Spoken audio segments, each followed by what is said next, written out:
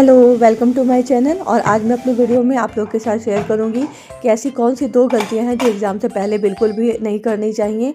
और साथ ही मैं इस वीडियो में आप लोगों को बताऊंगी कि किस बुक से जो है प्रैक्टिस सेट जो है एडीओ का वो आप स्टार्ट कर दें।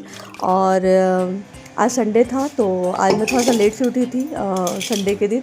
और फिर नहा वहा के और सीधा मैं खाना बना रही थी ताकि मैक्सिमम जो टाइम है वो मुझे पढ़ने के लिए मिल जाए। तो यहाँ मैं दाल चावल और चोखा की प्रिपरेशन कर रही हूँ और उसके बाद जो है मैं अपने पढ़ने के लिए बैठ जाऊँगी। तो आज मैंने सोचा है कि आज जो मैं करंट अफेयर है कम से कम विदिन 2 मंथ्स का करंट अफेयर जो है आज एक बार में ख़त्म कर लूँगी।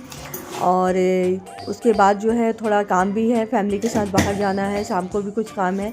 तो इसलिए जो है छुट्टी के दिन भी उतना ज़्यादा समय नहीं मिल पा रहा है मुझे, लेकिन फिर भी जितना मैक्सिमम टाइम हो रहा है उतना मैं मैक्सिमम टाइम जो है वो निकालने की कोशिश कर रही हूँ। और सारा काम ख़त्म करके मैं आ गई थी अपने स्टडी टेबल पे। और चाय लवर हूँ तो मुझे एक चाय ज़रूर चाहिए। और चाय के साथ साथ मैं ये भी सोच रही थी कि अपनी आगे की 20 दिन की स्ट्रैटेजी है वो मैं क्या रखूं कि जिससे मेरे जो सारे चैप्टर हैं वो कंप्लीट हो जाएं। बीपीएससी एडीओ के एग्ज़ाम में मात्र 20 दिन बचे हुए हैं और इन 20 दिनों में आप वो गलती मत कीजिएगा जो ज़्यादातर लोग ये गलती कर देते हैं और जिसकी वजह से उनका स्कोर अच्छा होना चाहिए तो वो अच्छी तैयारी होने के बावजूद भी स्कोर उनका कम हो जाता है। और ये गलती मैंने पिछले एक एग्ज़ाम में मैंने की थी, जिसका मुझे बाद में रियलाइज़ हुआ कि ये गलती जो है मैं बिल्कुल अब अगले किसी भी एग्ज़ाम में नहीं करूँगी। तो मैं 2 ऐसी चीज़ें बताऊँगी जिसे आप इन 20 दिनों में तो बिल्कुल भी मिस मत कीजिएगा। पहली चीज़ है कि आपकी जितनी भी तैयारी हो गई है, आपने चाहे अभी 1 महीने से स्टार्ट किया हो या फिर 2 महीने से आप तैयारी कर रहे हो, जितनी भी आपने अभी तक जो तैयारी शुरू की है, तो साथ साथ में आप कुछ नए पढ़ने के साथ साथ में रिवीजन जो है वो अब से स्टार्ट कर दें अगर आपने रिवीजन नहीं स्टार्ट किया है। क्योंकि अगर आपने रिवीजन स्टार्ट नहीं किया तो जिस दिन एग्ज़ाम होगा, एग्ज़ाम से 1-2 दिन पहले जो है ना ऐसा लगता है कि हमने सब कुछ पढ़ लिया और हमें कुछ आ नहीं रहा है।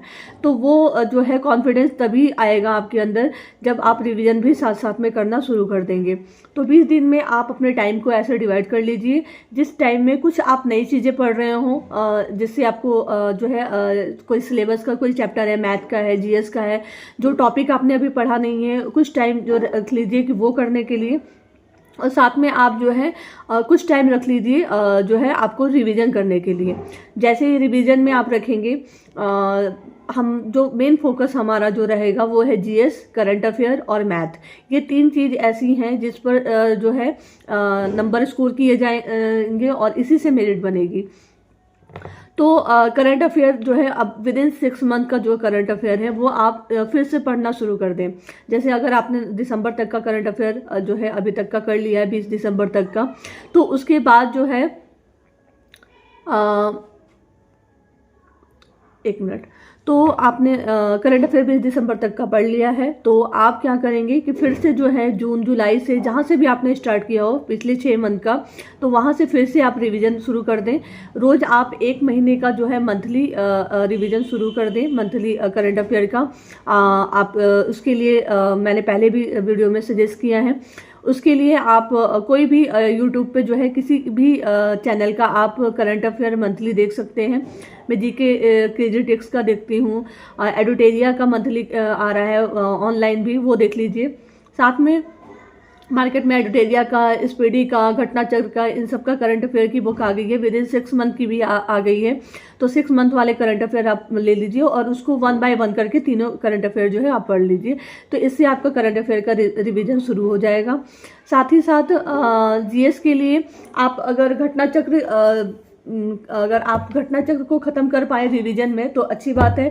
अगर आप घटना चक्र नहीं ख़त्म कर पाएंगे रिवीजन में, क्योंकि उसमें चैप्टर्स बहुत ज़्यादा हैं, तो आप ल्यूसेंट को प्रेफर कर सकते हैं, ल्यूसेंट ले लीजिए। और जो भी आपने घटना चक्र में पढ़ा अभी तक, जो भी चैप्टर्स पढ़े, उसका जो है ल्यूसेंट से डेली जो है रिवीजन करना शुरू कर दीजिए। और जीएस में मैं सबसे ज़्यादा फोकस आप लोगों को कहूँगी कि आप हिस्ट्री में जो है मॉडर्न हिस्ट्री को दीजिए, बहुत क्वेश्चंस आएंगे उससे मॉडर्न हिस्ट्री से। फिर साथ में आप पॉलिटी ल्यूसेंट से पूरा पढ़ जाइए। और उसके बाद ज्योग्राफी जो है इंडियन ज्योग्राफी कर लीजिए। और अगर आप कहेंगे तो पॉलिटी के कुछ इम्पॉर्टेंट जो टॉपिक्स होते हैं, जो क्वेश्चंस होते हैं, मेरे हस्बैंड ने मुझे सजेस्ट किए थे एक बार कि इन्हीं में से हमेशा एग्ज़ाम में पूछे जाते हैं। तो अगर आप कमेंट कीजिएगा तो मैं किसी दिन वो सिर्फ जो इम्पॉर्टेंट होते हैं पॉलिटी के, वो मैं आप लोगों के साथ शेयर कर दूँगी। उसके बाद रही बात मैथ की, तो मैथ का जो है बहुत फोकस करके चलना है क्योंकि जो आपका रिजल्ट बनेगा वो मैथ से ही बनेगा। जिसकी मैथ अच्छी होगी, जिसके मैथ में स्कोर अच्छे होंगे, जो है उनका ही जो है नंबर जो है वो इंक्रीज होगा, मेरिट लिस्ट में वो शामिल हो पाएंगे। तो मैथ के लिए बस यही है कि जितने चैप्टर्स आपने बना लिए हैं, फिर से आपको ज़रूरत है आप रोज़ जो है कोई नया चैप्टर, अगर आपका कोई छूट गया है, कोई भी चैप्टर आपने अपनी बनाया नहीं है तो वो चैप्टर भी बनाएं। साथ साथ में जो भी चैप्टर आपने SI, time and works, percentage, जो भी चैप्टर आपने कंप्लीट कर लिया है, दोबारा से उसकी रिवीजन करें। और रिवीजन करने के साथ साथ आप देखिए जो है उसके एक तो मतलब सिंपल लेवल के क्वेश्चंस होते हैं वो हो जाने चाहिए। थोड़ा सा उसका हार्ड लेवल जो है वो आर.एस. अग्रवाल में आप आर.एस. अग्रवाल को प्रेफर कर सकते हैं। उससे हार्ड लेवल का एक स्टेप अब जाकर देखिए कि क्या वो क्वेश्चन आपसे लग रहे हैं या नहीं लग रहे हैं। लग रहे हैं तो ठीक है, नहीं लग रहे हैं तो मैथ को तो बिल्कुल प्रैक्टिस करते हुए आप देख लीजिए यूट्यूब पे बहुत सारे जो है वीडियोस पड़े हुए हैं, आप वहाँ पे जाके आर.एस. अग्रवाल दे सकते हैं। अगर आपके पास कोई मैथ का टीचर है तो आप उनसे प्रेफर कर सकते हैं। तो इस तरह आप जो है मैथ की भी रिविज़न कर सकते हैं। तो ये तो पहला रहा कि 20 दिन रह गए हैं। 20 दिन में जो है हमें रिवीजन को स्टार्ट कर देना है, क्योंकि अगर आप रिवीजन स्टार्ट नहीं करेंगे तो जैसे एग्ज़ाम के करीब आएंगे 2-4 दिन पहले से आपको फ्रस्ट्रेशन होना शुरू हो जाएगा, लगेगा कि हमने रिवीजन नहीं किया, जो भी पढ़ा वो हम भूल गए।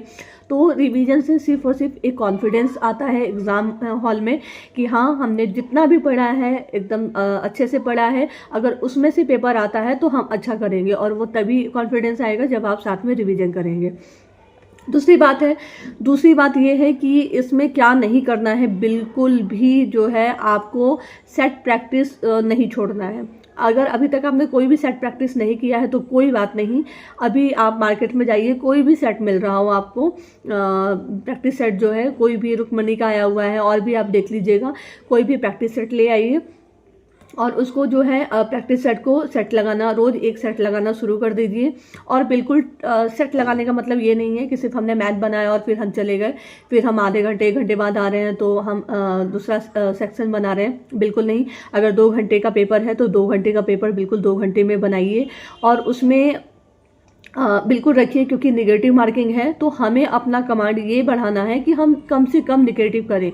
और ये तभी हो सकता है हम जितने से ज़्यादा सेट को प्रैक्टिस करेंगे, क्योंकि हम क्या होता है तुक्के में भी सारे क्वेश्चंस जो है लगा देते हैं, क्योंकि निगेटिव मार्किंग बहुत कम एग्जाम में होती है। तो उसके लिए सेट प्रैक्टिस करना है, उतने ही क्वेश्चंस आप करेक्ट कीजिए जितने आप श्योर हैं। 1-2 क्वेश्चन आप लग रहा है कि बहुत ज़्यादा आप को कॉन्फिडेंस है कि ये हो सकता है, वो रिस्क ले सकते हैं, लेकिन बिल्कुल आप एक्यूरेसी को मेंटेन रखिए। और ये तभी होगा जब आपका जो है रोज़ प्रैक्टिस करेंगे, क्योंकि एग्ज़ाम के दिन क्या होता है ना, अगर आपने प्रैक्टिस सेट नहीं किया है तो एग्ज़ाम के दिन जाएंगे और फिर आप वो सारे क्वेश्चन भी अटैम्प्ट करके आ जाएंगे जो नहीं करना होगा, और पता चलेगा कि सिर्फ उन्हीं क्वेश्चन की वजह से आप कट ऑफ से नीचे रह गए, क्योंकि आपके नेगेटिव मार्क्स ज़्यादा हो गए। तो ये 2 चीज़ें करनी हैं, अभी भी टाइम है, 20 दिन का टाइम है। पहली चीज़ आपको रिवीजन स्टार्ट कर देना है। दूसरी चीज़ आपको सेट प्रैक्टिस भी रोज़ स्टार्ट कर देना है। ज़रूरी नहीं है कि एक दिन में आप 2 सेट 4 सेट बनाइए, एक दिन में आप एक ही सेट बनाइए या अल्टरनेट करके सेट बनाइए, आज सेट बनाइए फिर परसों सेट बनाइए, ऐसे करके सेट बनाइए, लेकिन बिल्कुल एक्यूरेसी के साथ बनाना शुरू कर दीजिए।